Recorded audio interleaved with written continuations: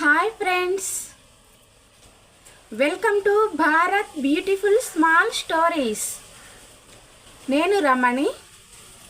మనం ఈ వీడియోలో మహాభారతం అనే ఒక మహాకావ్యంలో అందమైన పుష్పం లాంటిది నల దమయంతుల అపూర్వ అమర ప్రేమ కథ. ఇది ప్రేమ కథ మాత్రమే కాదు, మానవుని యొక్క అదృష్టం దురదృష్టం, న్యాయం అన్యాయం, ధర్మం అధర్మం వీటి మీదుగా నడిచే ఒక దారి, ఒక మార్గం, మానవుని యొక్క జీవితం నడిచే ఒక మార్గం. ఈ వీడియోలో మనం తెలుసుకోబోయేది నల దమయంతుల కథ పార్ట్ 1. ఫ్రెండ్స్, మీకు ఈ వీడియో నచ్చినట్లయితే please like, share and subscribe. మీ విలువైన అభిప్రాయాలని కామెంట్స్ రూపంలో తెలియచేయండి. Thank you friends. ధర్మరాజు అరణ్యవాసం చేస్తూ ఉన్నాడు. 14,000 మంది సేవకులు, కొన్ని వేల మంది బ్రాహ్మణులు, తన భార్య తమ్ముళ్లతో కలిసి అరణ్యవాసంలో ధర్మరాజు ఉన్న సమయంలో, అయోమయ పరిస్థితిలో ధర్మరాజు ఉన్న సమయంలో బృహదశ్వ మహర్షి ధర్మరాజు వద్దకు వస్తాడు. ఈ క్షేమ సమాచారాలు కనుక్కునే సమయంలోనే ధర్మరాజు ఒక సందేహం అడుగుతాడు బృహదశ్వ మహర్షిని. నమస్కారం చేసి, మహర్షి, నేను నా తమ్ముళ్ళు 4 దిక్కులా వెళ్ళి రాజస్వీయ యాగం దిగ్విజయంగా జరుపుకున్నాము. దిగ్విజయ యాత్రను కొనసాగించగా నేను చక్రవర్తిగా వెలుగొందే సమయంలో జూదంలో ఓడిపోయి ఈ విధంగా అష్ట కష్టాలు, ఒక చక్రవర్తిగా ఒక వెలుగు వెలిగిన వాళ్ళు ఈ విధంగా అరణ్యవాసంలో అష్ట కష్టాలు పడ్డ వాళ్ళు, అంత దురదృష్ట పరిస్థితులు, అంత దురదృష్టవంతుణ్ణి నేను ఒక్కడినేనా? నాలాంటి వాళ్ళు ఇంకా ఎవరైనా ఉన్నారా? ఇన్ని కష్టాలు ఎవరైనా పడతారా? సామాన్య ప్రజలు ఇన్ని కష్టాలు పడడం అంత కష్టం అనిపించదు. కానీ ఒక చక్రవర్తిగా, భూమండలానికే చక్రవర్తిగా ఉన్న నేను ఈ విధంగా భార్య తమ్ముళ్లతో అరణ్యవాసంలో కందమూలాలు తింటూ ఈ విధంగా జీవనాన్ని కొనసాగించిన వారు నేను ఒక్కనేనా, లేకపోతే మరెవరైనా ఉండేవాళ్ళ? ఇలాంటి పరిస్థితి నాకు ఎందుకు వచ్చింది అని ఇది సందేహాలను అడుగుతాడు ధర్మరాజు బృహదశ్వ మహర్షిని. అప్పుడు బృహదశ్వుడు, ధర్మరాజా, నువ్వు ఇక్కడ ఉన్నా కూడా చక్రవర్తిలాగే ఉన్నావు. అక్కడే కాదు, రాజ అంతఃపురంలోనే కాదు, ఇక్కడ కూడా నువ్వు చక్రవర్తివే. ఎందుకు అంటే నీ వెంట 14,000 మంది సేవకులు ఉన్నారు. కొన్ని వేల మంది సమయానికి ధర్మ సందేహాలను తీర్చటానికి కొన్ని వేల మంది బ్రాహ్మణులు ఉన్నారు, తమ్ముళ్ళు ఉన్నారు, భార్య ఉంది. అరణ్యవాసం అనే ఒక్క పేరే కానీ ఇక్కడ నువ్వు అంత కష్టాలు పడడం లేదు. నీకంటే ఇంకా చాలా కష్టాలు పడ్డవాళ్ళు చాలామంది ఉన్నారు. చక్రవర్తిగా ఉన్న వాళ్ళే చాలామంది ఉన్నారు. వాళ్ళలో నల దమయంతి కథను నీకు ఇప్పుడు చెబుతాను. నలమహారాజు కూడా ఈ ప్రపంచానికి, భూమండలానికే, మన భరతఖండం ఒకటే కాదు, ప్రపంచం అంతా చక్రవర్తిగా ఒప్పుకున్న నలమహారాజు. ఆయన కూడా నీలాగా భూమండలానికి చక్రవర్తిగా ఉన్నవాడే. అతను పడ్డ కష్టాలు అన్నీ ఇన్ని కావు. తర్వాత తన రాజ్యానికి తాను తన రాజ్యాన్ని పొందాడు, భార్యను పొందాడు, అలాగే పిల్లల్ని పొంది మామూలు పరిస్థితికి తిరిగి తన రాజ్యాన్ని తాను దక్కించుకుని తను మళ్ళీ భూమండలానికి చక్రవర్తిగా వెలిగిన మహారాజు నలమహారాజు. ఆ నలమహారాజు కథనే నీకు నేను వివరిస్తాను అని బృహదశ్వుడు నలమహారాజు కథను చెప్పడానికి ప్రారంభిస్తాడు. దక్షిణ భారతదేశంలో నిషధ రాజ్యం అనే ఒక రాజ్యం, సువిశాలమైన సామ్రాజ్యం, ధర్మ పరిపాలన, నీతి న్యాయం అడుగడుగున మనకు కనిపించే నిషధ రాజ్యం. ఆ రాజ్యంలో ప్రజలకు కష్టాలు అంటే ఏమీ తెలియదు. ఆయురారోగ్య ఐశ్వర్యాలతో తులతూగుతూ ఉన్నారు. ఆ మహారాజు పేరే వీరసేనుడు. ఈ వీరసేనుని యొక్క కుమారుడే నలమహారాజు. నలమహారాజు కూడా చిన్న వయస్సు నుంచినే అన్ని విద్యలలోనూ ఆరితేరినాడు.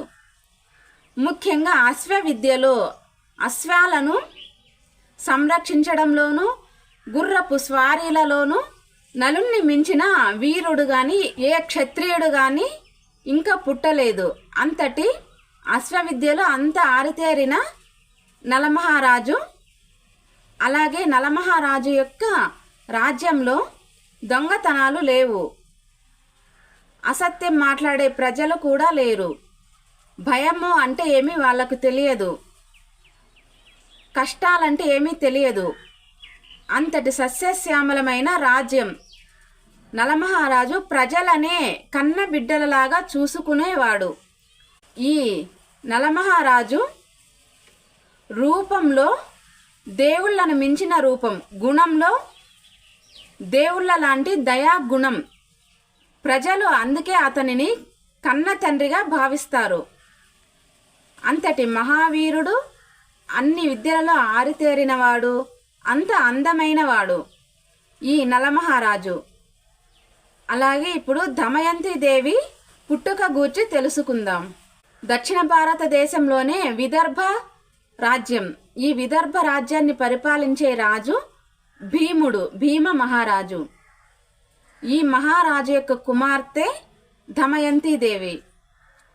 భీమ మహారాజుకి సౌభాగ్యవతికి పిల్లలు లేకపోవడంతో ధమనుడు అనే ఒక మహర్షిని సేవించడంతో 2 కుమారులు 1 కుమార్తె జన్మిస్తారు. ధమనుని యొక్క వరం వల్ల పుట్టినది కాబట్టి దమయంతిగా పేరు పెట్టి పెంచి పెద్ద చేస్తూ ఉన్నారు భీమకుడు మరియు సౌభాగ్యవతి.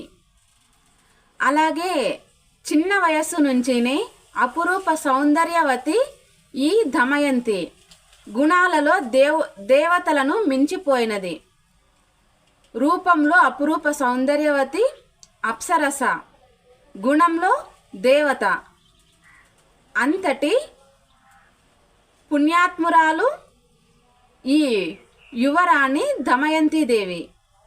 ఈ దమయంతి దేవి చిన్న వయసు నుంచినే బ్రాహ్మణులతో పుణ్యకథలు అన్నీ చెప్పించుకొని వినయ విధేయతలతో మెలిగేది. అందుకనే దమయంతి దేవి అపారమైన మేధస్సు కలిగినది. నలమహారాజు మరియు దమయంతి యుక్త వయసులో ఉన్న సమయంలో ఈ నిషధ రాజ్యం ప్రజలు విదర్భ రాజ్యానికి వచ్చేవాళ్ళు. ప్రజలు, సేవకులు అక్కడి నుంచి ఇక్కడికి వచ్చేవాళ్ళు. ఆ వచ్చిన ప్రజలు నలమహారాజు యొక్క గొప్పతనం గురించి అందరూ చెప్పుకునేవాళ్ళు. ఆయన అందం, ఆయన శౌర్యం, ప్రతాపం, మంచి గుణాలు, ఆయనను మించి ఆయన ఒక దేవుడు, సూర్యునిలా వెలిగే రూపం అని ప్రతి ఒక్కరూ చెప్పుకుంటూ ఉంటారు. అలాగే దమయంతి దేవి యొక్క సేవకులు, పరిచారికులు ఉంటారు కదా, వాళ్ళు కూడా దమయంతి దేవి దగ్గర చెప్పేవాళ్ళు నలమహారాజు యొక్క సుగుణాలను, ఆయన యొక్క సూర్య తేజస్సును మరియు ఆయన యొక్క శౌర్య ప్రతాపాలను, మంచి గుణాలను. అక్కడి ప్రజలు నలమహారాజుని దేవునిలాగా, ఒక తండ్రిలాగా కొలుస్తారు అని, అంత సుగుణాలు కలిగిన యువరాజు నలమహారాజు అని అందరూ చెప్పుకుంటూ ఉంటారు. మరియు దమయంతి దేవి పరిచారికలు కూడా దమయంతి దేవికి చెప్తూ ఉంటారు.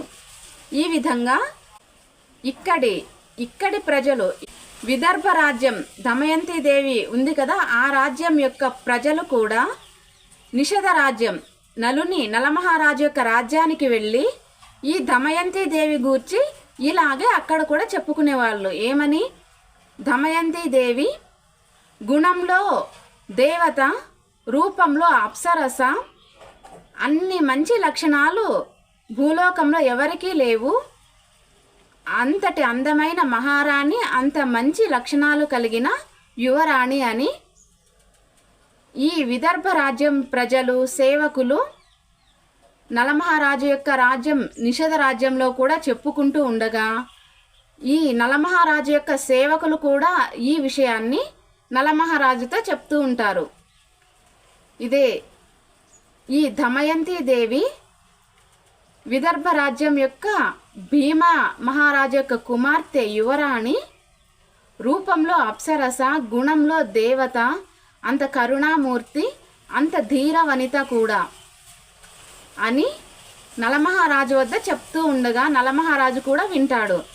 ఈ విధంగా వీళ్ళు ఇద్దరు, నలమహారాజు దమయంతి, ఒకరిని ఒకరు చూసుకోకుండానే ఒకరిపైన ఒకరికి మంచి అభిప్రాయం ఏర్పడి ఉంటుంది.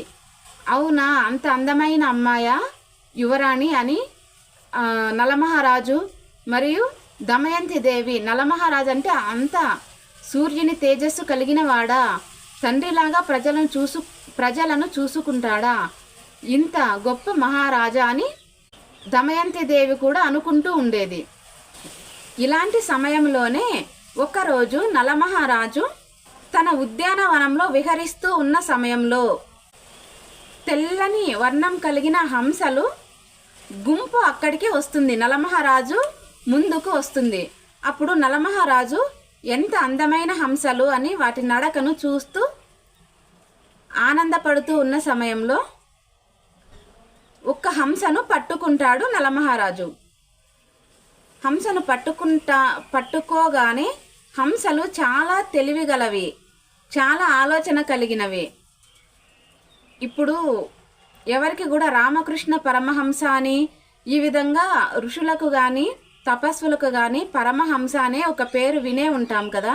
ఎందుకంటే హంసల లాంటి జ్ఞానం కలిగిన వాళ్ళు అని ఆ బిరుదును ఇస్తారు. అంత గొప్పవి హంసలు, అంత తెలివిగలవి. కాబట్టే ఒక హంసను పట్టుకుంటాడు ఈ నలమహారాజు. పట్టుకోగానే హంస భయపడుతుంది. మానవుడు కదా, ఏమి చెడు జరుగుతుందో, నన్ను ఏం చేస్తారో అనే భయంతో హంస ఇలా మాట్లాడుతుంది. మహారాజా, నువ్వేమో నన్ను పట్టుకున్నావు, కానీ నీ మనసులో ఏముందో నాకు తెలుసు. నీకు నేను ఎంతో ఉపకారం చేస్తాను. నీ మనసులో ఎవరున్నారో తెలుసు, నువ్వు ఎవరిని ప్రేమిస్తున్నావో తెలుసు. నువ్వు దమయంతి దేవిని ప్రేమిస్తున్నావు కదూ, నీ మనసులో దమయంతి దేవి ఉంది కదూ, విదర్భ రాజ్యం యొక్క యువరాణి నీ మనసులో ఉంది కదూ. నలమహారాజా, ఆ దమయంతి దేవికి నీ మీద ప్రేమ కలిగేలాగా నేను చేస్తాను. దమయంతి దేవికి తగిన యువరాజు ఎవ్వరూ లేరు, నువ్వు తప్ప. నీ శౌర్య ప్రతాపాలను, నీ సూర్య తేజస్సు రూపమును అన్నింటినీ కూడా దమయంతి దేవి వద్దకు వెళ్ళి నేను వివరించి నీ పైన ప్రేమ పుట్టేలాగా నేను చేస్తాను. నువ్వు నన్ను వదిలిపెడితే అని అడుగుతుంది హంస. హంస ఎలాగైనా ఈ మానవుని నుంచి మనం తప్పించుకోవాలి కదా, మనకు ఏ ప్రమాదము రాకూడదు కదా, మనల్ని మనం కాపాడుకోవాలి కదా, ఏదో ఆ మాట ఈ మాట చెప్పి తప్పించుకుందామని హంస అనుకుంటుంది. అలాగే ఇచ్చిన మాటను కూడా నిలబెట్టుకోవాలి అనుకుంటుంది హంస. అలాగే దమయంతి దేవి కూడా తన అంతఃపురంలో ఒంటరిగా ఆలోచిస్తూ అలా విహరిస్తూ ఉన్న సమయంలో ఇదే హంస నలమహారాజు వద్ద, దమయంతి దేవి నిన్ను ప్రేమించేలాగా నేను చేస్తాను అని హంస మాట చెప్పింది కదా నలమహారాజుకి. అదే హంసే వెళ్ళి దమయంతి దేవి వద్దకు వెళ్తుంది. యువరాణి నీకు నేను ఒక సహాయం చేస్తాను అని అడుగుతుంది హంస. ఏంటబ్బా హంస ఇలా మాట్లాడుతుంది, ఎంత ముద్దుగా మాట్లాడుతుంది కదా అనుకొని దమయంతి దేవి కూడా హంసతో ఏంటే అని మాట్లాడుతుంది. అప్పుడు నువ్వు అందంలో అప్సరసవి, గుణంలో దేవతవి, నీకు తగిన వరుడు ఎక్కడున్నాడు అని అడుగుతుంది హంస. అవన్నీ నేనేమి ఆలోచించలేదంటే నిజం చెప్పు, నీకు నలమహారాజు గూర్చి తెలుసు కదా, నీ మనసులో నలమహారాజు ఉన్నాడు కదా. నలమహారాజుకు యువరాణి నలమహారాజు ఎంత గొప్ప చక్రవర్తి, సూర్య తేజస్సు కలిగిన రూపము. అలాంటి నలమహారాజుకి నువ్వు తప్ప ఈ భూలోకంలో ఇంకెవ్వరూ తగిన యువరాణి లేరు. నలమహారాజుకు తగిన యువరాణి, తగిన జోడి నువ్వు మాత్రమే దమయంతి దేవి అని దమయంతికి చెబుతుంది. అలాగే నలమహారాజుకు కూడా నీ మీద మంచి అభిప్రాయమే ఉంది, నలమహారాజు కూడా నిన్ను ప్రేమిస్తూ ఉన్నాడు అని, నలమహారాజు మనసులో కూడా నువ్వు ఉన్నావని, నలమహారాజే నన్ను ఇక్కడికి పంపించాడు అని చెప్తుంది హంస. మామూలు ప్రజలు అందరూ చెప్పుకోవడం వినింది, కానీ నిజంగా అక్కడి నుంచి నలమహారాజే పంపించిన హంస చెప్పిన మాటలు విని నిజంగానే అప్పటి నుంచి నమ్ముతుంది దమయంతిదేవి. నలమహారాజు యొక్క రూపము, గుణము, మంచి లక్షణాలు అన్నింటినీ నమ్మి అప్పటి నుంచి నిజంగానే ప్రేమించటం మొదలు పెడుతుంది నలమహారాజును దమయంతిదేవి. అలాగే ఇదే హంస మళ్ళీ నలమహారాజు వద్దకు వెళ్ళి, నీ గురించి చెప్పాను, ఖచ్చితంగా నిన్నే దమయంతిదేవి వివాహం చేసుకుంటుంది, నీ గురించి అన్నీ చెప్పాను దమయంతిదేవి దగ్గర అని హంస ఇచ్చిన మాటను నిలబెట్టుకుంటుంది. దమయంతిదేవి కూడా చెప్తుంది, నేను కూడా నిజమే, నా మనసులో నలమహారాజు ఉన్నాడు అని దమయంతిదేవి కూడా చెప్తుంది, తన ప్రేమను వ్యక్తపరుస్తుంది ఈ హంస దగ్గర. అదే విషయమే నలమహారాజు దగ్గర వెళ్ళి ఈ హంస చెబుతుంది. అప్పటి నుంచి ఒకరిని ఒకరు చూసుకోకుండానే ఒకరి మనసులో ఒకరు విహరిస్తూ ఒకరిని ఒకరు ప్రేమించుకుంటూ ఉంటారు నలమహారాజు మరియు దమయంతిదేవి. ఇది ఇలా ఉన్న సమయంలో భీమ మహారాజుకు తెలిసిపోతుంది తన కుమార్తె మనసులో ఎవరు ఉన్నది, తన కుమార్తె యువరాణి యుక్త వయసుకు వచ్చింది కదా, వివాహం చేయాలి అంటే దమయంతిదేవిని డైరెక్ట్గా అడగకుండానే దమయంతిదేవి మనసులో ఎవరు ఉన్నారో దమయంతిదేవి యొక్క చెలికత్తెలతో తెలుసుకుంటాడు భీమ మహారాజు. తన కుమార్తె మనసులో నలమహారాజు ఉన్నాడని, ఇంకా అందరిలాగే స్వయంవరం ఏర్పాటు చేయాలి అని భీమ మహారాజు స్వయంవరం ఏర్పాటు చేస్తే నలమహారాజు తప్పకుండా వస్తాడు, దమయంతిదేవిని తప్పకుండా వివాహం చేసుకుంటాడు అని దమయంతిదేవి వరమాలను వేస్తుంది స్వయంవరంలో అని భీమ మహారాజు దమయంతిదేవికి స్వయంవరం ఏర్పాటు చేస్తాడు. స్వయంవరం ఏర్పాటు చేసి సకల భూమండలంలోని మహారాజులకు కూడా ఆహ్వానం పంపిస్తాడు స్వయంవరానికి. అదేవిధంగా నిషధ రాజ్యం యొక్క నలమహారాజుకు కూడా ఆహ్వానం పంపిస్తారు దమయంతిదేవి యొక్క స్వయంవరానికి. దమయంతిదేవి యొక్క స్వయంవరానికి బయలుదేరి వస్తూ ఉండగా నలమహారాజుకు దారిలో అగ్నిదేవుడు, వరుణదేవుడు, యమధర్మరాజు మరియు ఇంద్రదేవుడు, ఈ నలుగురు దేవుళ్ళు కూడా నలమహారాజుతో కలుస్తారు.